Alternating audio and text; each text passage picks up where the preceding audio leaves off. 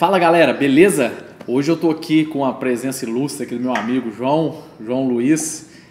O João, para quem não sabe, ele é luthier. Tem muita gente que não sabe o que é, inclusive nós vamos bater um papo sobre isso aí. Vai ser um papo bem interativo.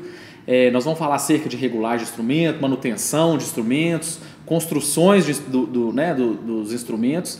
E ele vai explicar, vai tirar muitas dúvidas aí que muita da galera tem, né? Inclusive muitos dos meus alunos têm. E às vezes fica se perguntando, por que eu vou fazer esse serviço e tal? Então nós vamos bater um papo aí, espero que seja bem produtivo aí para vocês aí. Então fica ligado aí, beleza? Vamos lá, João, nós estamos aqui falando de luthier e tal, mas afinal, o que é isso, luthier? Tem muita gente que não sabe o que é. Então eu vou deixar você se apresentar e qual que é a importância também, por exemplo, desse profissional na vida do músico, né? Então eu vou deixar você se apresentar e falar aí a respeito, tá bom? Tranquilo, Felipe. Pessoal, prazer, meu nome é João Luiz. Eu trabalho com luthieria há mais ou menos 4 anos, há 3 anos fixo, trabalhando só com isso. Bom, luthier, a função dele é o seguinte, ele pega o instrumento musical de um músico e tenta oferecer a melhor forma possível do músico tocar. O músico vai ver se o instrumento está confortável para ele tocar, se tem alguma coisa incomodando no som, se está faltando algum tipo de frequência aguda, grave, médio, e o luthier tenta, com as ferramentas e peças, trazer o melhor para o instrumento do músico. Bacana, show. Aí, João, tipo assim, eu trouxe aqui umas perguntas que assim, né, são as perguntas mais frequentes. Todo mundo tem esse tipo de pergunta, tem esse tipo de dúvidas. E uma das perguntas clichês. Eu tenho lá meu violão de nylon. Eu posso pegar esse violão de nylon e simplesmente colocar as cordas de aço? Ou vice-versa? Eu posso chegar e fazer esse ajuste por minha conta? Bom, isso é uma coisa que acontece muito, sabe, Felipe? A pessoa tem um violão, às vezes tem um violão parado, de família, né? Um violão antigo, e esse violão foi fabricado para receber corda de nylon. A pessoa pega e fala assim, não, eu quero um som mais alto, porque o nylon não dá um som alto igual um violão de corda de aço. Coloca uma corda de aço nele, o que acontece? Como ele não tem preparação de construção no tampo, duas coisas podem acontecer. O cavalete soltar e o tampo estufar. Além disso, o tipo de tarraxa em cima, que vai no headstock do instrumento, ou a mão que a gente chama, ele já vem certo para um tipo de instrumento. O violão de nylon costuma ter uma peça grossa, branca, né? Que é de plástico ou cerâmica, que é própria para segurar o nylon para ele não escorregar. O de aço já é mais de metal ou usa um pino também desse mesmo material. Então é o seguinte, eu posso colocar? Você pode, você não vai estar isento de ter um problema. Se você tiver um violão de nylon e colocar a corda de aço, provavelmente você vai ter um problema com isso na parte estrutural do instrumento. Mas ele vai segurar. O contrário, eu tenho um violão de aço, eu posso colocar a corda de nylon, esse não tem jeito, não segura afinação, a tarraxa ela não é feita para isso. O nylon vai escorregar, você pode dar nó e tal. Às vezes até lá em cima tem uma pecinha que chama nut, que é o branco, onde as peças passam, as cordas não vão encaixar naquele buraco, então é um serviço bem mais complexo. Então o que eu falo é não. Se você tem um instrumento de nylon, mantenha a originalidade do instrumento, deixe ele com nylon e tenta comprar um instrumento, talvez se você não quiser gastar muito, um instrumento mais inicial de aço, ver qual que você vai gostar mais, se você quer tocar um tipo apenas de instrumento, e mantenha esse instrumento aí para você tocar. Então galera, não fique se aventurando aí, tá vendo? Eu acho que essa dica é muito valiosa. Não é não, João? Isso aí. Beleza, olha só, uma dúvida também frequente que todo mundo sempre pergunta seria o seguinte, eu tô a fim de aprender a tocar um instrumento, então qual instrumento que eu vou comprar? Não sei nem por onde que eu começo. Então, o que eu preciso observar no instrumento, né? Tipo assim, para eu poder fazer essa aquisição dessa compra? O que tem que ser levado em consideração na hora de escolher esse instrumento? O que você acha assim que seria relevante a gente falar para a galera aí? Bom, eu acho que qualquer pessoa que está iniciando, às vezes compra um instrumento, é uma decepção muito grande. Porque compra sem saber, o instrumento começa a dar problema, a pessoa até desanima de tocar. É verdade. E um agravante ainda, às vezes a pessoa não conhece esse trabalho que exige de luthier, né?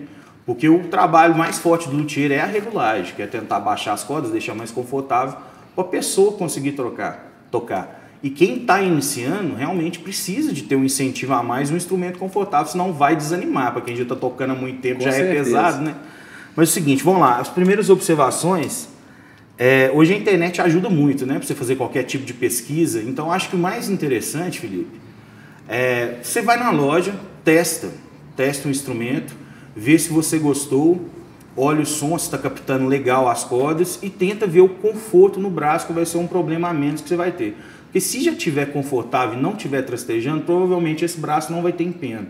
Tem como você olhar? Tem. É um processo mais delicado, você tem que pegar o instrumento, olhar, e às vezes você não tem conhecimento e não vai saber ver se o braço tem alguma torção, se tem algum tipo de curvatura.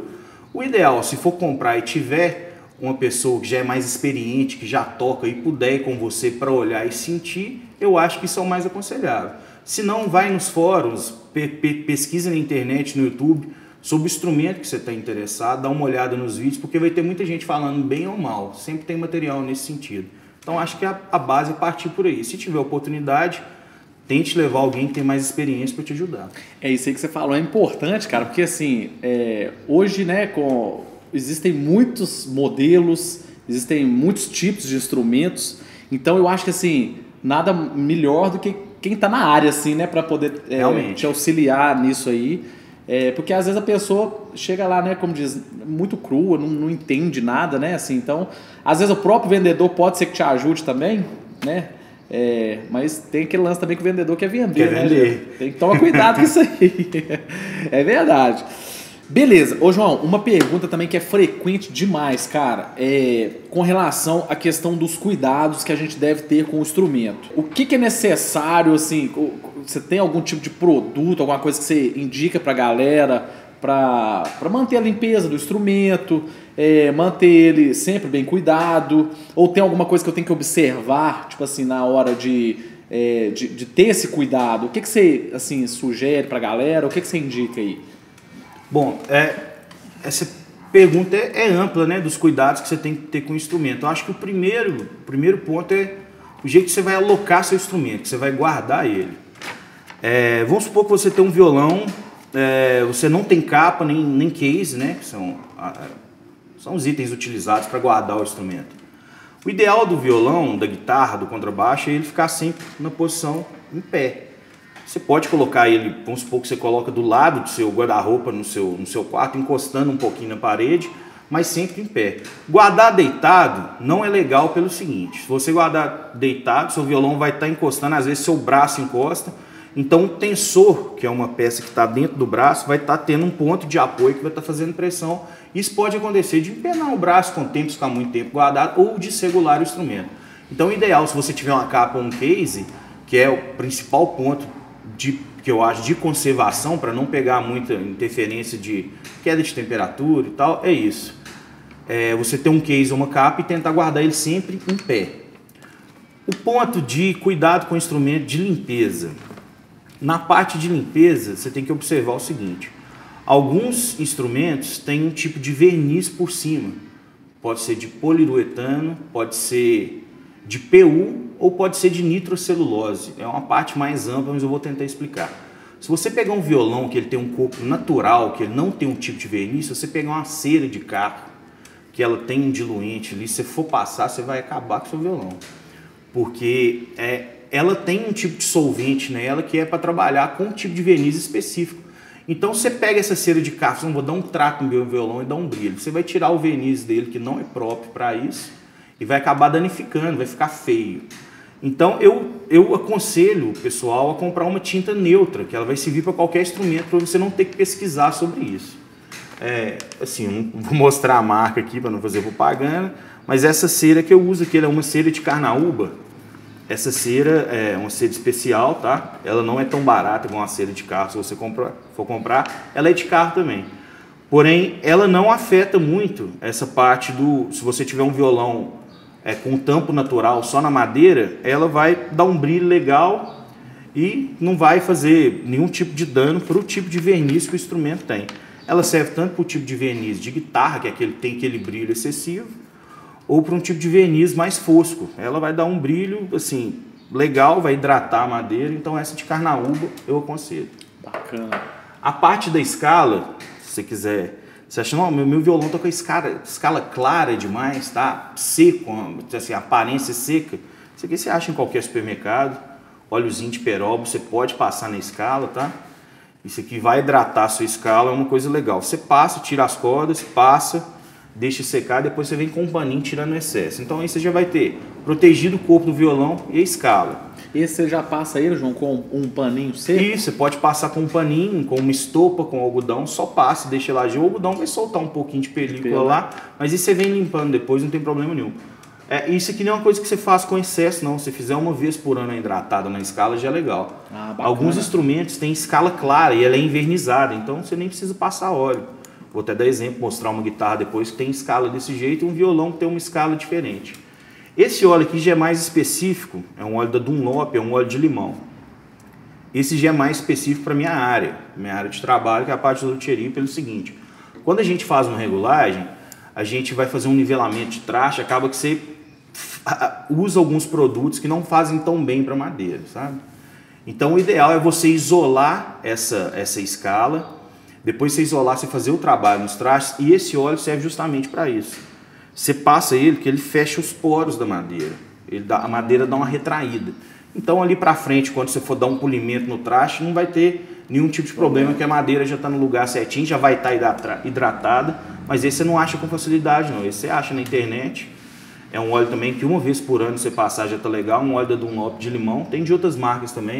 Mas para essa parte de limpeza é uma cera de carnaúba, que é uma cera neutra, e um óleozinho de peroba que você compra em supermercado e consegue fazer uma hidratação legal. Maravilha. Aqui, agora com relação à questão das cordas, porque esse que você está falando é mais específico para a parte do instrumento, né? Você tem alguma coisa que você indica? Como que o cara mantém essa limpeza dele aí nas cordas? O que acontece? A corda tem uma vida útil, né? Então, e tem cordas, né, que tem essa vida útil mais estendidas, e tem outras que num tapa você já perde a corda, né? Assim? Então, o que você acha assim, que o cara tem que, para manter essa durabilidade dessa corda? O que você indica aí, João, pra galera? Beleza. Exatamente. Existem diversas cordas no mercado aí, mais baratas e mais caras. Citando o nome, você vai ter Elixir, que para mim é a melhor corda do mercado hoje em dia. E você pode pegar uma corda mais barata, ela só não vai ter uma duração legal, mas ela vai ter aquele brilho, o som vai sair beleza. Vai durar menos isso. Mas para manter a corda, ter uma durabilidade maior, se você for tocar e se você conseguir fazer isso, acabou de tocar, pega uma flanela, passa na corda. Eu tenho um cliente que fez uma coisa que eu achei sensacional, e eu não faço nos meus instrumentos porque eu não achei para comprar, mas é interessante. Tem uns pacotinhos de um produto que chama Silica Gel. Vem até dentro de tênis quando você compra assim, que ele puxa, não deixa dar mofo, ele puxa umidade. Ele conseguiu uns pacotes grandes assim na empresa que ele trabalha, guarda o violão, a guitarra num case e espalhou aquilo em cima das cordas. Ele compra corda aí que não é uma qualidade tão boa, o Elixir, e usa ela por um ano mais ou menos, que ele deixa lá e realmente puxa a umidade toda, então ele conserva a corda dessa forma. É uma coisa legal de fazer, esse vai ter um probleminha maior para achar. Mas o ideal, passou um paninho ali, deixa seco, eu acho que você não vai ter problema não. Ela vai ter a durabilidade dela normal, mas se você não fizer esse procedimento, às vezes você toca, soa demais, tempo de calor, uma semana que você deixa parado ali, as cordas enferrujou, você vai ter que comprar outra, não tem jeito. Verdade. Inclusive essa silica gel que você comentou aí, ela costuma vir dentro de alguns violões, né? Uns pacotinhos pequenos, tem muita gente que nem sabe para que serve. Aí então explicação aí, ó, tá vendo? Vivendo e aprendendo. É isso aí. Beleza, galera, olha só, agora nós vamos falar, João, sobre a respeito da questão do calibre das cordas. Hoje no mercado aí nós temos uma diversidade enorme, questão, né, da espessura da corda. O que isso influencia, por exemplo, né, no som da pessoa? E uma pergunta também que é frequente. Por exemplo, eu comprei meu violão lá de aço e ele está com uma corda com a tensão 0,12. Eu posso chegar simplesmente, vou ali na loja, eu acho que a 0,10, eu acho que vai ser mais mansinho. Eu vou chegar, simplesmente posso chegar lá e colocar essa 0,10 e o problema está resolvido? Não tá. Provavelmente o violão, a maioria deles, quando tem um tampo sólido, vem com a corda 0,12 mesmo. O tampo sólido, que eu quero dizer com isso, é o tampo do violão, que é a parte de cima. Ele pode ser laminado, que é um comprensado de madeira, e o tampo sólido é a madeira mesmo sólida, então ela tem uma resistência maior, vem instrumentos mais caros. Então quando você pega um instrumento e tem uma corda 0,12 de fábrica, provavelmente ele tem um tampo sólido. Ele já vem pré-regulado com aquela corda. Se você pôr uma corda tensão 0,10, que foi o exemplo que você deu, você não está muito duro e tal, o que vai acontecer? O tensor já está regulado para 0,12, na hora que você pôr 0,10, ele vai atuar demais, porque a tensão é bem menor. E o tensor funciona da seguinte forma: Você faz uma tensão no braço, ele dá um ovo no braço, assim. E a corda, na hora que você estica e afina, faz o braço ficar reto de novo. Então, você pega uma corda 0,10, que tem uma tensão 2 graus mais leve que uma 0,12, o tensor vai fazer mais força, suas cordas vão colar no braço e vai começar a trastejar. Então é o seguinte, às vezes você pode achar realmente a corda 0,12 muito pesada, mas se você comprou, tá achando pesado, o lance é o quê? Regular. Você regula o tensor, vê se os trastes estão nivelados, faz uma regulagem para você conseguir baixar a corda, porque uma coisa muito interessante, o pessoal não sabe. Quanto mais alta essa tensão das cordas, uma 0,12, mais baixo você consegue regular ela. Por quê? Ela vibra menos, ela tem mais material, é uma corda mais grossa, então ela vibrando menos, você consegue abaixar. Você coloca uma corda 0,10 no violão, você tem que jogar ela para cima, porque você vai descer a mão ali, a corda vai vibrar demais e trasteja. Então o lance é o seguinte, a corda é importante sim, mas se o violão não estiver regulado, faz pouca diferença. E inclusive você está falando aí, isso também serve para as cordas de nylon, né, João? Sim. Assim, a gente está falando aqui corda de aço, né? Porque geralmente corda de nylon a gente mede a espessura pela fala lá, tensão pesada, tensão leve. Não vem Isso. muito numeração, né? Não vem. No nylon. Então, mas é o mesmo procedimento, né? Isso. O nylon ele tem tensão leve, tensão normal, tensão pesada e tensão extra pesada. Inclusive é que você gosta de usar. Gosta, hein? E realmente ela dá um som bem melhor. Você consegue uma regulagem melhor com ela, apesar dela ficar um pouco mais pesada. Mas ela vai te dar um retorno sonoro bem legal, porque é uma corda mais grossa, tem mais material ali, a vibração dela no violão, né, na caixa do violão ali, vai te dar um retorno melhor do que uma corda leve.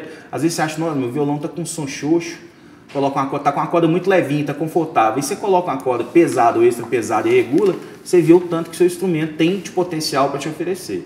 Então isso aí tudo é importante olhar, mas a tensão é a mesma coisa. Leve ou pesada vai fazer a mesma coisa ideia no tensor, então o ideal é colocar e regular. Maravilha, meu amigo. Então, olha só, João, a gente está aqui, né, constantemente falando de regulagem, né? Mas tem muita gente aqui em casa que não sabe o que é regulagem. Então, o que é regulagem, cara? O que é feito aí nesse processo, cara? E o seguinte, todo instrumento tem que ter regulagem? Todo instrumento dá essa regulagem? Por exemplo, eu vi um vídeo na internet, eu posso efetuar eu mesmo essa regulagem? Isso aí acontece muito também. E quais as dicas que você dá para a galera aí com relação a esse assunto da regulagem? Vamos lá. Bom, a regulagem em si, ela é um processo que você tem que dividir ele em 4 partes. O violão, alguns sim, alguns não, né? Os violões mais antigos, eles não têm uma peça de metal que fica dentro do braço que chama tensor. Então, às vezes, você consegue fazer uma regulagem unicamente pelo nut lá em cima, que é uma pecinha branca, e pelo rastilho aqui embaixo. E você tem que tentar abaixar isso e ver se o braço está nivelado legal para você conseguir fazer essa regulagem. Nos violões mais modernos, são fabricados hoje em dia, todos eles têm um tensor. O tensor não é uma coisa tão simples de mexer, porque existe diversos tipos de tensores. Existe tensor de dupla ação, que ele vai para baixo e para cima, de ação única, que ele vai só para cima. E você tem que ter muito cuidado, que o tensor é um metal que está dentro do braço. Se você forcear demais, ele pode estourar lá dentro, ou se forcear demais, ele pode descolar a sua escala, que você vai até quebrar um braço no violão. Então, dá para você mexer? Sim, um pouquinho você pode chegar lá e tentar chegar no lugar. Mas se você forçar demais, ver que o braço não chegou no ponto que você precisa, é porque tem alguma coisa errada. Aí a regulagem tem que partir de algum ponto diferente disso. Às vezes, não, mexi no meu tensor, não consegui, o braço está na regulagem legal, está confortável, mas está trastejando. A regulagem do instrumento, ela não é unicamente o tensor. A galera acha que você vai mexer no tensor, no último rastilho, vai estar beleza. A parte mais importante do instrumento, querendo ou não, é a escala. E a escala tem que estar nivelada e o mais importante, os trastes têm que estarem nivelados. Se o traste estiver com algum tipo de desnível, ou se você tocou muito e ele fez algum desgaste, ele vai precisar de uma retífica. Então, esse processo de retífica faz parte da regulagem. E o nivelamento também. São duas coisas diferentes, mas o princípio é o mesmo. Você tem que corrigir os problemas nos trastes para você conseguir fazer uma regulagem legal. E às vezes a gente nem dá essa importância, né, nos trastes, né, cara? Às vezes a gente, igual você falou, a gente pensa que é só, vou mexer no tensor. Não é bem por aí não, né? Tem essa parte, né, que dos trastes são importantes, a gente levar isso em consideração também, né, cara? Exatamente. Bacana, maravilha. Olha só, João, uma pergunta também que eu vejo muitas pessoas, muitos alunos fazerem para mim, e vejo na internet também, pesquisando e tal. O cara foi lá na loja, comprou um violão de R$2.000. Aí o cara fala assim, tá resolvido meu problema. Sim. E muitas das vezes não tá resolvido coisa nenhuma. Chega lá e a gente percebe que às vezes o violão nem confortável tá, ou senão às vezes ele tá até trastejando. Então, por que isso pode estar acontecendo? Será que isso aí tá faltando o quê? Será que é a regulagem? O que você indica para essa pessoa? Isso não está ligado direcionalmente para essa questão do valor do instrumento? Não tá. Qualquer tipo de instrumento hoje, quando você tira ele da loja, ele vem com uma regulagem padrão. É feito a maioria dos instrumentos hoje das grandes montadoras são feitos por máquinas, né, cara? Então, acaba que tem um cara na finalização do processo ali para colocar a corda e tal. Às vezes ele dá um tapinha no tensor, mas ali não está regulado. O nut está muito alto lá em cima, o rachinho está muito alto aqui embaixo. Os trastes, no próprio processo de sair da fábrica e chegar até você, só pelo percurso que ele percorre, alteração de temperatura, o traste ele entra na escala por pressão, ele não é colado. Tem pessoas que colam, não é o certo. Você pode usar uma colinha mais fraca quando você vai colocar um traste para ele entrar legal e prender, mas você não cola com a Superbond, porque depois, quando você precisar fazer uma troca de traste, você não consegue tirar esse traste, você estraga essa escala. Então, voltando ao assunto, num percurso, por exemplo, você comprou um violão que está vindo lá do Rio Grande do Sul para cá, a gente está em Itaúna e tal, aí vem para transportadora, pega caminhão fechado, muito calor, cara, aquilo ali, o traste pode dar comprou novo, tá, pela internet, pode soltar um pouquinho, você achou que o violão ia chegar top para você, vai começar a trastejar, ou esse calor vai ter feito esse problema no braço que eu falei da temperatura, que às vezes o tensor vai puxar demais e vai vir trastejando. Então você diz, nossa, comprei um violão de R$2.000, estava esperando chegar uma coisa bacana, e chegou isso, você diz, não, meu violão está estragado. E não está, infelizmente é madeira e tem muita coisa que influencia nisso. Então você comprou um violão, pode ser de R$400, pode ser de R$2.000, um violão de R$2.000 vai ter coisas melhores, as tarraxas podem ser melhores, um modelo de captação com certeza vai ser melhor do que um violão mais barato, e ele vai ter uma construção mais legal, um acabamento mais legal, talvez um tampo sólido, uma coisa nesse sentido. Então você está pagando esse valor por isso. Mas é regular, você pode pegar um violão de R$300, R$400 na loja e um de R$2.000, dificilmente você não vai precisar fazer nada, dificilmente. Às vezes pode pegar um barato e dar sorte também, não, tá legal esse violão, vou levar. Isso é sorte, mas o processo de regulagem sim, ele existe para isso, a profissão existe para isso, é para você pegar o violão e fazer com que ele ofereça o melhor para o músico. Então, se você comprou um violão de R$2.000 e não tá legal, pode ser que realmente tenha uma coisa mais séria, mas provavelmente ele só precisa de um tapa ali, uma regulagem, vai ficar legal. Eu mesmo sou suspeito para falar a respeito disso aí, né, João? Porque o João o cliente do João aqui. Há um tempinho já, né? E o que acontece? Eu me preocupo muito com isso, né? Com relação a essa questão. Porque às vezes eu retiro o instrumento da loja, às vezes meus instrumentos em modéstia à parte são caros. Tem instrumento lá, por exemplo, R$10.000. Chego lá, vou levar pro João. Então, tipo assim, às vezes a pessoa associa esse valor, foi o que o João falou, associa esse valor e fala assim, não, comprei um violão desse preço, não vai ter problema nenhum. E muitas das vezes não é por aí, né, João? Na verdade não é, né, Felipe? Você comprou um violão excelente, ele não está com problema. Ele está precisando justamente do ajuste. Essa palavra é legal, hein? Ajuste. Exatamente. Beleza, João. Olha só, aqui você já até comentou, mas tem muita gente que pergunta também a questão de guardar o instrumento. Você falou, né, da posição em pé aí. Sim. Mas, por exemplo, aí que a pessoa colocou também, ó, clima influencia? Como que eu posso evitar esses problemas em meu violão? Bacana. Bom, o Felipe deu o exemplo dele aqui, aproveitando o gancho. Músico profissional, que já está na área há mais tempo, ele já tem uma ideia de como que funciona o instrumento dele. Ele vai ter uma ideia que o instrumento dele estava legal há 2 meses atrás, mas chegou num ponto ele já perdeu um pouquinho da propriedade que estava tão bom igual estava. Influencia. Se você tem um instrumento, uma vez por ano é legal você fazer uma regulagem completa, pelo seguinte, a gente está no Brasil, o clima é alto, calor, mas a gente tem uma época de frio e dá influência, às vezes aqui em Itaúna, onde a gente está, chega a fazer 8 graus, então às vezes essa temperatura, se você tem um case térmico, que foi o lance da locação que eu falei, se você tem um case ou uma capa e guarda ele, não deixa ele no tempo, talvez ele vai segurar a regulagem mais tranquilo, você não vai ter nenhum tipo de problema. Mas se seu violão fica no seu quarto, você deixa ele lá, parado, encostado lá, perto da televisão, não vou tocar, volta ele para lá. Então, se tiver uma alteração de temperatura, de umidade, tudo isso vai influenciar sim na madeira. Pode ser que ele estava legal um dia, 2 dias depois vai começar a trastejar demais. Um problema que eu mais tenho aqui de cliente é o seguinte, o cara pega o violão, faz um show na noite. deixa no carro, sai com o carro de manhã, para na praça, pega aquele sol e calor. Ele fez um show um dia antes com o violão perfeito. Na hora que ele vai pegar, as cordas estão coladas. A madeira cedeu, o tensor atuou, colou as cordas, está trastejando. Tem que regular. E outra, ele não vai conseguir tocar no mesmo dia, porque às vezes eu faço uma regulagem, como o violão vai voltar para a temperatura normal, eu gosto de deixar ele de 1 a 2 dias parados para ver como que o tensor vai comportar com a madeira, para você fazer os ajustes finais.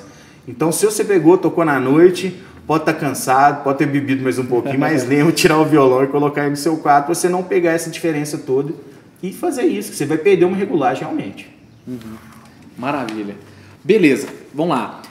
Uma pergunta também que é bem frequente, João, é com relação à questão de restauração do instrumento. Porque que acontece? Às vezes eu tenho um instrumento que foi do meu tataravô e às vezes tá lá em casa e eu falo assim, não, velho, eu não tenho dinheiro para comprar, eu queria arrumar esse violão aqui para eu poder tocar, até pelo valor sentimental que esse instrumento tem, né? Sim.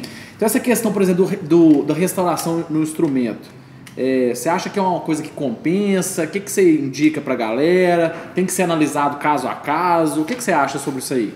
A restauração, Felipe, é o seguinte, eu acho que ela é mais válida, dependendo de você pegar um instrumento muito antigo, pelo valor emocional. Porque o processo em si, quando você está restaurando, você está exigindo o quê? Mão de obra e tempo.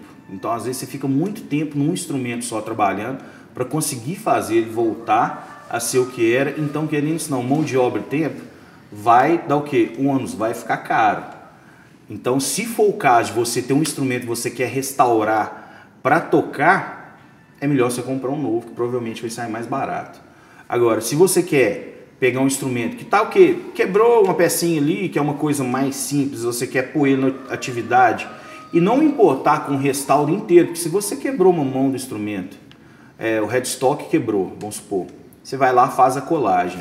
Se você for pegar um processo de pintura, de invernizar, acaba que você tem que invernizar todo o braço de novo, a pintura. É um serviço até que eu não faço ainda de pintura, mas vai gerar um gasto muito grande isso aí, sabe, cara? Então, não justifica, porque às vezes é um instrumento barato, vamos supor que você tem um violão tonante antigo que foi do seu avô. Ele não vai te dar uma tocabilidade tão boa, talvez vai dar, porque a madeira era boa, mas talvez não vai dar uma tocabilidade boa porque o braço vai estar empenado, você não vai conseguir tirar o som que você quer. Então, você vai gastar muito para reformar, não vai ficar tão confortável para você tocar, era melhor você ter comprado novo. Mas tem um valor sentimental nisso aí, você quer reformar para resgatar esse lance da família, é legal, cara. Eu peguei um cavaquinho aqui de uma cliente, aproveitando o gancho, que foi do avô do namorado. É um cavaquinho gianinho de 8 cordas, é a única vez que eu vi, ele é pequenininho, de 8 cordas, de 1941, cara. Ela restaurou esse cavaquinho inteiro e brincou fazendo um som, mas tá lá, colocou na estante, reformou, levou, a mãe até chorou, então foi um lance muito legal. Então restauração em si, nessa parte de resgatar a vida do instrumento, é ótimo, mas se for pelo fato de você tocar, pode comprar um instrumento mais novo, que você vai gastar menos e vai ter um retorno melhor do que o instrumento antigo. Porque o instrumento antigo, hoje as fábricas estão mais desenvolvidas, ela te dá mais benefício do que antigamente. O modo que o instrumento era construído não tinha uma tecnologia tão grande e você não consegue mesmo uma regulagem tão legal, não vai ficar macio, o som não vai sair tão perfeito. Então eu acho que o lance da restauração é pegar, se for o lado emocional, sim, restaura, deixa ele legalzinho. Agora, se for tocabilidade, para você pegar e tocar, compra um instrumento novo que vai ser mais barato, vai ser mais legal. É uma coisa delicada, né, João? O lance de restaurar. Não é tão simples quanto às vezes parece ser, né? Não é. Tem casos que às vezes o instrumento parece que quase que você tem que começar do zero, né? Do zero. Existe caso assim, né? Você pega uma restauração que você vai fazer um polimento geral, se precisar de fazer uma pintura em uma parte que eu não faço, eu consigo dar uma polida legal, deixar com aparência legal, mas fica aqui um mês o instrumento. Cada dia você mexe um pouquinho, você não pode mexer tudo de uma vez, faz uma colagem, 3 dias na prensa colando, passa ali uma lixadinha para dar um brilho, beleza, passa de novo, pule, passa, então é um processo mais demorado. Mais demorado. Bacana. Vamos lá, ô João, quais são os casos mais comuns que fazem o músico procurar o luthier? Sem dúvidas é o trastejamento. Trastejamento do instrumento incomoda muito o músico, porque ele tá tocando, tá esperando o som sair legal e sai que barulho de rachando, né? De metal encostando. E o segundo é o que? Desconforto, a altura das cordas. Então isso aí na regulagem é o principal, é o serviço que a gente tem mais procura e é o serviço cargo-chefe mesmo, é o conforto do instrumento.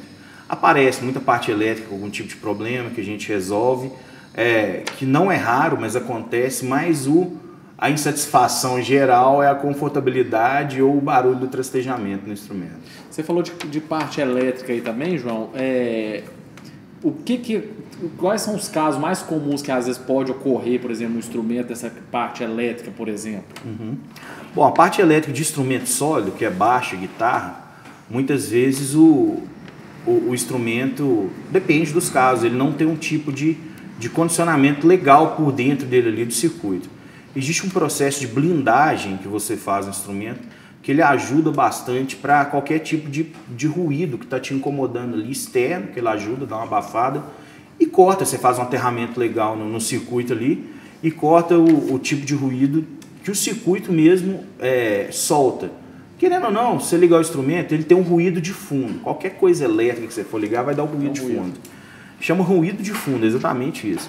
Então isso aí não vai acabar. Quando um tipo de guitarra tem captador single coil, é bobina simples, ele vai gerar um ruído, que não existe blindagem que vai tirar, mas a blindagem ajuda a acabar com o tipo de ruído. E no caso de violão, a maioria dos casos a pessoa toca demais, faz show demais, e vai sujando, pegando poeira, vai suando ali dentro, então começa a dar um zinabe na parte elétrica, a sujeira faz um contato, às vezes dá um curtozinho, você tem que pegar, dar uma limpeza geral, refazer uma solda e consertar, o som vai sumindo. Então a parte elétrica dos dois instrumentos que mais incomoda e que tem mais tipo de procura é isso. Bacana, maravilha. Beleza, quando a gente pesquisa lá, né, sobre o campo da luthieria, sobre isso, muitas vezes na própria internet ou, sei lá, revistas especializadas, muito se fala sobre customização. Queria que você falasse um pouquinho sobre o que é isso. Tem muita gente que nem sabe o que é. Sim. Bom, a customização é quando você compra um instrumento, às vezes um instrumento aí de entrada, né? Você começou a tocar, você vai e compra uma guitarrinha aí de R$500 e a partir do momento que você está mais profissional, você está tocando mais, você sentiu que está faltando alguma coisa. Aí você tem algumas coisas que você pode fazer. Sua guitarra começa a desafinar, a tarraxa não é de primeira qualidade, você vai lá, põe uma tarraxa com trava de qualidade boa, de uma marca conhecida aí, tipo uma Gotô, vai resolver o problema. Só a ponte, as molas não estão segurando na Strato, você vai, troca a ponte, coloca um bloco mais grosso. Os captadores, o som, não estou gostando, você vai, compra um captador caro, coloca na guitarra. Ajuda? Sim. Justifica? Não. É melhor você comprar um instrumento melhor, saca? O instrumento, quando ele sai da fábrica, Felipe, ele já é projetado aquilo, ele vai atender aquele tipo de público. Se você é um músico profissional, você vai comprar um instrumento melhor. Não quer dizer que você vai comprar uma Fender, uma Gibson e o som vai estar do jeito que você gosta. Você pode trocar os captadores, mas você trocando o captador dessa guitarra, a probabilidade dela te oferecer um som melhor do jeito que você quer é muito maior que você pegar uma guitarra de R$300, por tudo quanto é caro nela, ela não vai te dar a resposta que você precisa, ela não tem uma construção assim, a madeira dela não é de qualidade. Vai responder, então, né, João? Ela não vai responder da forma que você quer. Vai melhorar? Vai, mas até quando compensa? Às vezes você vai gastar tanto numa customização que você tinha comprado um instrumento melhor. Porque não é barato você comprar essas peças separadas. A gente está no Brasil, o dólar com o preço que está, você vai comprar essas peças gringas, customizar para deixar melhor, vai dar um resultado legal sim. Se eu acho que compensa, eu acho que não. Se você quer customizar uma guitarra, troca no máximo um captador ali e para por aí, porque senão você vai gastar demais e o instrumento não vai te oferecer. É melhor você comprar um melhor. Bacana. Você falou até do preço aí, não tem jeito. Se você quer coisa boa, tem que tirar a mão do bolso. Vai pagar, cara. Não tem jeito, né, cara? Assim, a gente quer coisa, principalmente assim, o lance da música, no geral, né, João? Tudo que você vai comprar, tudo que você vai fazer é caro. Muito caro. Beleza, João, aquela hora você comentou a respeito dos trastes do instrumento, mas vamos lá. Quando efetuar a troca de trastes? Porque tem muita gente que, né, não pensa nisso. Por exemplo, trastes danificados, isso influencia no som? O lance de trastejar está, às vezes, ligado diretamente ao que específico? Tá legal. Bom, a troca de trastes, ela é necessária em último caso. O traste, querendo ou não, para quem não sabe, o traste é aquela pecinha de metal que tem no comprimento da escala inteira. Ele faz o contato da corda unicamente. Seu dedo encosta na madeira ali, mas o contato é no traste. Então a nota está saindo no som ali. Com o tempo, esse material traste, ele pode ser feito de aço inox hoje em dia, que é o de melhor qualidade, que influencia um pouco no timbre. E os mais comuns são feitos com uma liga de zinco, sabe? Então ele é um metal meio duro ali, mas ele é macio. Com o tempo ele vai desgastando, as cordas vão pegando, a gente fala, vai comendo o traste, ele vai dando um buraquinho. A troca de traste é o último caso. Eu acho que você tem que fazer todas as retíficas primeiro, até você nivelar quando dá esses buraquinhos, nivelar, dar os buraquinhos, coloca lisinho de novo, porque é o seguinte, uma troca de traste é um dos serviços mais caros hoje na parte de luthieria. Você vai gastar na faixa de 600 a 700 reais, dependendo do tipo de traste que você for. Isso para trocar ela para trocar todos os trastes. Então é demorado e é um processo que eu não aconselho. Se você chegar na parte que você vai precisar, se você precisar do processo de troca de traste, aí sim, justifica. É um instrumento bom, você vai e faz porque é caro. Mas a retífica, se você mantém seu instrumento regulado e fazendo uma retífica com frequência, cara, você vai fazer aí umas 30 retíficas, uns 30 nivelamentos, seu violão vai durar aí 15 anos sem você precisar fazer uma troca de traste, você tocando muito, porque é o seguinte, é manutenção. Se você não dá, vai desgastar o ponto de ficar inviável de você tocar, o som não vai sair, você vai fazer retífica, já não tem material nenhum, o traste vai estar quase grudado na madeira, pelo desgaste, você não ter regulado, não ter deixado o braço legal, e a corda vir fazendo esse processo de desgaste e você precisar fazer uma troca de traste. Acontece sim, eu já fiz 3 vezes só no tempo todo que eu estou mexendo. Uma foi até por um músico amigo meu, Túlio Viegas, que toca todo final de semana, mas ele não estava regulando direto. Foi feita uma troca justamente pelo desgaste que teve, não tinha mais jeito de tocar no instrumento. Mas você que tem feito manutenção comigo direto, você sabe que você deu um desgastezinho, a gente vem e nivela, então isso aí vai anos e anos sem precisar fazer. O ponto de troca de traste, Felipe, é o estado mais crítico do instrumento. Se você precisar fazer, se não tiver jeito, pode preparar o bolso que sai caro. Sai caro mesmo. Uma outra parte da pergunta que você fez aí, Felipe, se um traste danificado influencia no som, influencia sim.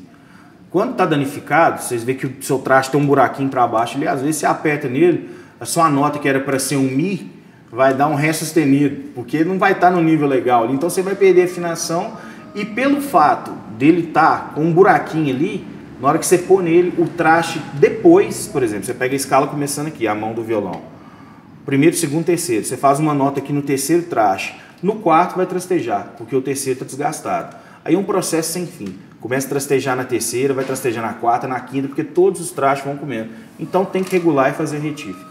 Ok. Vamos lá, João. O músico, é importante o músico conhecer os tipos de madeiras do seu instrumento? O que você acha que é importante observar nisso? Lembrando que luthier, né, cara, não é só aquele que regula, não. Existe também o luthier de fabricação também, que é aquele cara que pega a construção do instrumento exatamente do zero, né? Então, você acha que isso é importante, o cara conhecer? O que você tem para falar aí pro pessoal aí? Sim, esse lance do luthier é até engraçado que luthier mesmo de construção nem considera o luthier de manutenção como luthier. Acha que é um cara que é habilitado a fazer manutenção do instrumento, mas há divergências nisso aí, porque tem luthier que é próprio de pintura do instrumento, que é uma área bem específica, tem alguns que é a área de regulagem, tem alguns que é de construção, e talvez um luthier de construção não sabe nem regular tão bem o instrumento. Eu falo isso por experiência, por já pegar instrumentos de luthiers que veio com problema, levaram no luthier que fabricou, ele não conseguiu corrigir, veio aqui e corrigiu. Então isso acontece. A parte da madeira é uma parte muito complexa, sabe, Felipe? O estudo da madeira em si é muito complexo. Quem constrói está bem mais por dentro disso. A gente sabe que madeira influencia sim no timbre, na frequência de nota, de médio, agudo, grave, demais. A madeira faz diferença no seu instrumento? Sem dúvidas faz. É possível a gente conhecer? Não, nem eu conheço, a gente é leigo nisso. Eu não consigo olhar uma madeira e ver, ainda mais quando tiver pintado, é impossível. Mas pelos veios, saber que madeira que é, o que você está comprando. Se você tirar os captadores, desmanchar o instrumento, sim, você vai ver a madeira crua ali e vai saber dizer o que é. Mas influencia muito. Vamos pegar 2 exemplos. A Gibson, que é uma fabricante de guitarra, uma das mais famosas do mundo, usa os mognos, né, que são os caríssimos mognos da Gibson, nas guitarras, e sim, sempre foi assim, vai continuar sendo a estrutura. A Fender já vai para os pinhos, que são Alder, são Ash, mas é um tipo de som realmente diferente. A Fender tem um propósito, a Gibson tem outro propósito de timbre, então influencia e muito. Maravilha. Agora uma pergunta também que é frequente demais, João. O violão meu não está afinando. O que eu devo fazer? O problema você acha que está ligado diretamente ao quê? Bom, a afinação do instrumento ela é feita pela tarraxa, né? E do comprimento da tarraxa até a 12ª casa tem afinação de oitavos, que chama. Que quando a gente pega um contrabaixo e uma guitarra, a gente tem como fazer essa afinação de oitavos. Porque ele tem uma ponte móvel e você consegue movimentar o suficiente para chegar nessa afinação necessária. Mas se o seu instrumento é um violão e ele não está segurando a afinação, é tarraxa. Quase 100% das vezes é tarraxa. Talvez o seu cavalete lá atrás, que é uma peça de madeira de onde as cordas saem, é um problema mais grave, ele está soltando aos poucos, a corda está descolando, então está subindo e está desafinando, mas quase sempre é a tarraxa. Nos instrumentos de corda, igual guitarra e baixo, vai ser a tarraxa também. E no instrumento de corda a gente consegue fazer verificação de oitava e deixar perfeitamente afinado. No violão, você pode reparar que às vezes ele já vem com um ângulo ali no cavalete, onde fica o rastilho, que já vem com a afinação de oitava pré-estabelecida de fábrica. Esse ângulo já dá afinação. Então isso aí a gente não consegue regular não.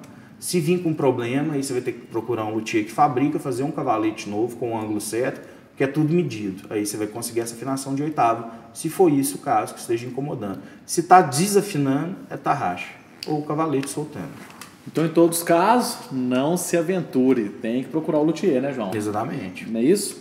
Sim. Beleza. Ô, João, você tem alguma experiência aí, ou caso de cliente seu, não sei, que a pessoa às vezes pensa assim, vou economizar nessa parte aqui, e às vezes acaba estragando o instrumento.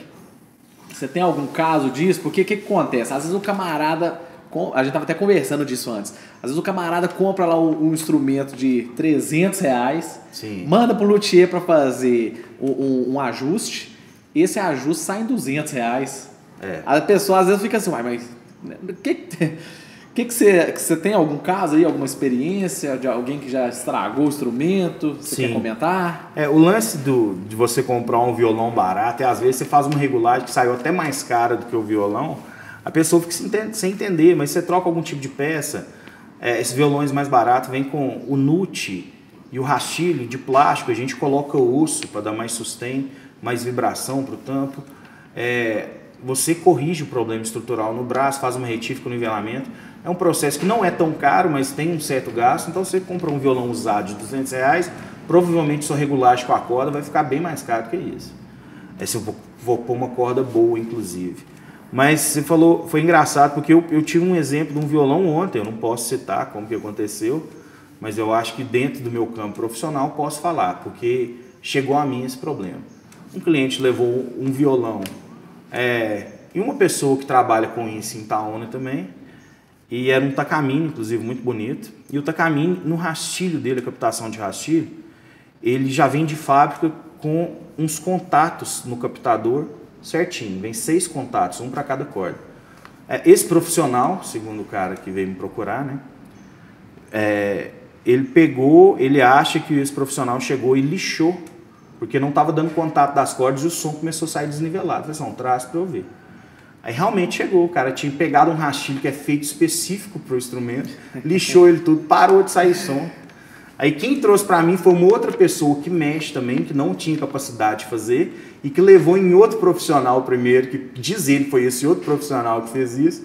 Aí chegou para mim corrigir e tipo assim, acaba assim, não, tô com pressa, o cliente tá precisando, tal. Eu disse, olha cara, eu vou demorar um pouquinho disso aqui, eu tô cheio de serviço, mas eu passo na frente. E você vai procurar um rastilho novo da Takamine, você não acha. Esse não existe, você pode procurar no Mercado Livre. Eu achei um de R$260, uma peça de plástico. Eu tive que refazer o rastilho, as pecinhas em acrílico, cobrei o preço que eu achei justo, demorei um tempo para fazer isso, mas foi um problema desse. O aventureiro em si, que era um luthier também, lixou a parada toda lá e acabou com o som do violão. É o famoso barato que sai caro. Sai caro, filho. Sai caro pra caralho. Sai caro demais. Então vamos lá, João. Aqui agora nós vamos mostrar para o pessoal aí de casa com relação à questão do tensor. Nós falamos muito dele aí. Queria que você mostrasse, explicasse um pouquinho, falasse a respeito aí, tá bom? Bom, primeiro vamos no violão aqui, Felipe. Esse é um violão mate, ele tem um tensor um pouco mais complexo do que dos outros violões, Porque nos outros violões você vai ver que tem um furo aqui e o tensor chega até aqui na frente. Você vê uma haste de metal aqui. Do Martin, não. Existe essa chave aqui que é própria. Ela entra lá dentro do braço do violão, tá? E lá dentro ela trava para você fazer o ajuste. O ajuste do tensor de um lado para o outro. No violão, você tem que ter em mente que o tensor trabalha ao contrário. Então, para baixo, você tensiona, para cima, você tira a tensão. E o tensor nada mais é que uma barra de metal que fica aqui dentro que faz essa tensão no braço. Para você conseguir uma regulagem legal de altura de corda sem trastejar. Bacana. Você tá falando, a gente falou muito também dessa palavra, trastejar. Tem como exemplificar isso aí para a galera? O que seria o trastejar? Tem sim. Bom, esses são os trastes, eu não sei se no detalhe vai pegar, mas você vai ver que esse violão não está regulado, vai ser regulado ainda. Tem um pouco de desgaste no traste aqui, que é que a corda já está pegando. Então esse violão vai passar por um nivelamento do traste, uma regulagem geral. O trastejamento é o seguinte, na hora que você aperta a corda, nessa posição, por exemplo, ela pega na casa anterior, começa a trastejar aqui. Duas coisas, ou o violão está desregulado, o tensor está assim, atuando demais, fazendo que a corda encosta, ou realmente já tem um problema de desgaste no traste, que no caso vai ser esse, e começa a ter o trastejamento. Beleza. Vou mostrar aqui agora a guitarra. Beleza. O processo da guitarra de regulagem é o mesmo sistema, porém o tensor, a entrada é por cima, tá? Não, isso aqui não é regra não, tá, Felipe? Algumas guitarras têm entrada por baixo também. Peguei dois diferentes para você ver que o tensor pode ser colocado de jeito diferente no instrumento e vai atuar diferente. Para cima você vai tensionar e para baixo você vai tirar a tensão do braço.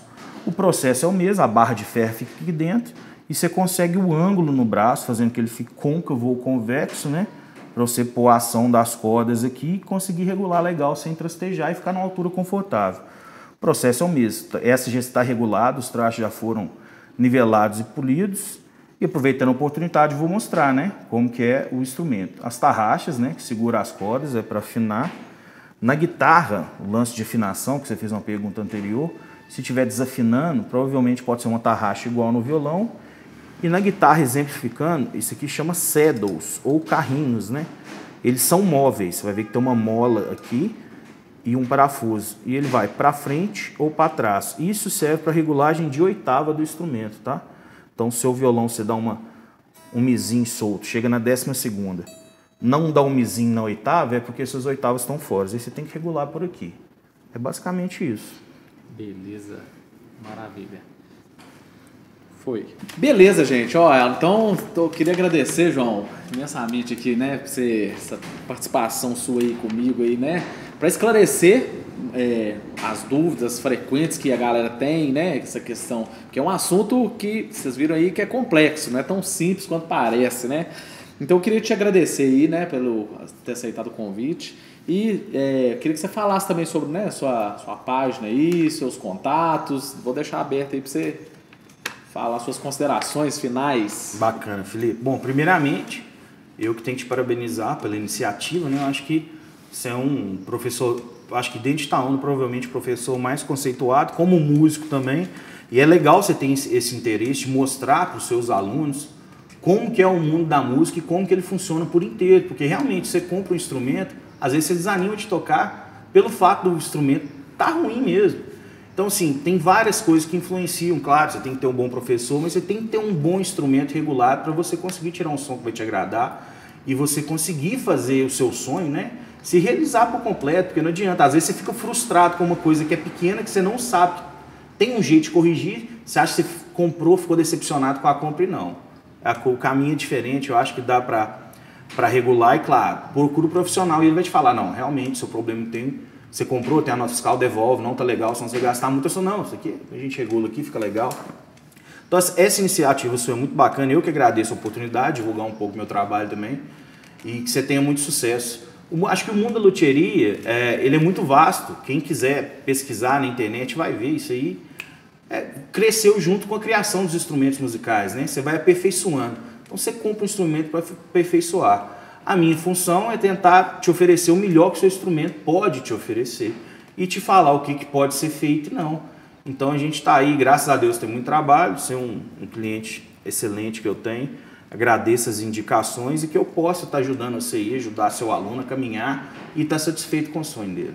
Eu acho que assim, se ambos, né, a gente se unir, eu acho que a tendência é exatamente o que você falou, a gente ter uma excelência no trabalho, porque não é só o lance do cara, vou te ensinar legal. Não, você tem que ter uma ferramenta legal também para você trabalhar, né? Com certeza. Acho que se o músico linkar isso aí com o outro profissional, eu acho que esse é a grande lance do sucesso aí, né? Sem dúvida, Felipe. Vamos supor que um aluno seu chega lá, você pega um do seu violão lá de 10 mil reais, tira aquele som maravilhoso, aí o cara pega o violão dele, comprou agora e fala assim, pô, Felipe, mas minha corda aqui tá passando 2 dedos embaixo, a sua tá coladinho. Aí você vai explicar pro cara o que acontece a regulagem, então é bom que ele fique sabendo que você paga para ter esse tipo de serviço, né? Para o seu violão te oferecer isso e que é possível fazer com qualquer instrumento. Bacana. Agora fale um pouquinho também pro pessoal te seguir aí nas redes sociais aí, sua página. Muito obrigado. Bom, minha página chama Sorro Luthieria, S-O-H-O Luthieria. A gente está localizado aqui na cidade de Itaúna. Eu trabalho com essa parte de reforma de alguns instrumentos, desde que não tenha que fazer pintura, porque eu ainda não tenho um curso de pintura, tá? Então eu posso fazer uma colagem se o instrumento estiver quebrado e te aconselho levar para outra pessoa pintar. Hoje eu te aconselho para você ir num profissional que vai fazer as duas coisas, que às vezes sai mais barato. Porque senão você vai ter que pagar 2 mãos de obra, deslocar para ir até um outro lugar. Mas se Deus quiser eu vou concluir esse curso. O meu curso que eu tenho é de Guitar Tech, que chama, que é a parte de regulagem. Você tem um pouco de noção elétrica e uma parte de regulagem do instrumento em si. Ano que vem também eu já estou com a ideia de fazer um curso de construção, apesar de eu já ter 2 instrumentos meus que eu construí. Só que eu não construo para vender, eu acho que eu não vou fazer isso. Obrigado. Mas eu acho que eu não vou fazer isso porque meu trabalho na regulagem já é muito trabalho, a gente tem muito serviço e a gente não pode tentar abranger tudo não. Deixa cada um no seu caminho, mas vamos ver como que é isso aí. E precisando, traz seu instrumento, faz um orçamento sem compromisso. Eu vou tentar explicar da melhor forma possível o que eu faço, o que seu instrumento tem a te oferecer. João, só aproveitando aqui também, você falou de sua página, Sorro. Fala pra galera aí o que significa tem um nome específico aí? O que isso significa para você aí? Bom, Sorro, ele é um bairro, né? Em Manhattan. E era conhecido por ser um bairro mais underground, onde tinha um movimento maior de músico ali. Era uma galera mais ligada nessa área de música. Então acaba que era tipo uma cultura. Eu quis tentar trazer, porque além de achar um nome interessante a história, se você for reparar em BH tem alguns lugares, né, um pub que chama Sorro, existia, não sei se existe mais. Então é um nome que está ligado à música aí de uma forma ou outra, ao underground da música aí, e eu acho que assim, eu tentei ligar uma coisa que está caminhando junto com o que eu faço. Maravilha, espetacular. É isso aí, galera. Então se ligou aí nas perguntas, foram excelentes, espero que você tenha curtido também. Lembrando que persistiu, alcançou. Isso aí.